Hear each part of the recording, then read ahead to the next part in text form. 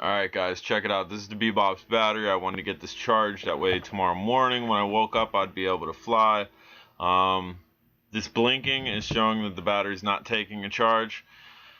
I was fortunate and I did get 2 batteries with the Bebop. This one just won't take a charge, as you can see. So I'm not too thrilled about that. Blink, blink, blink. There you go.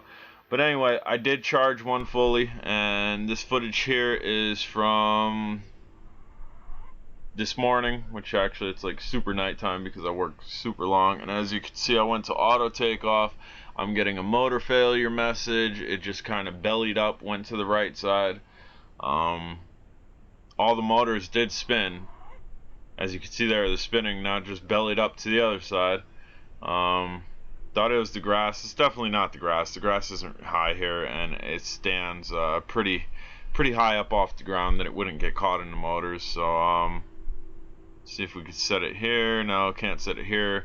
The width of it's too wide, and that's not going to work. They're different levels. So we're just going to go up to the top by the garage, by the Cadillacs, and try to take off from there.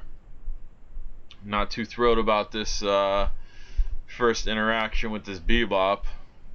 Battery's in, battery's charged. It's a decent day. I gotta be to work soon, and I got 2 flippers. But maybe it was because, I don't know, uneven ground or whatever. That shouldn't really be an issue. I have toy grades that can take off from uneven ground. And bam, we flipped right again. Yeah, I'm about done with this for now. I did contact the manufacturer. They said they're willing to do a full replacement, so we'll see what happens with that.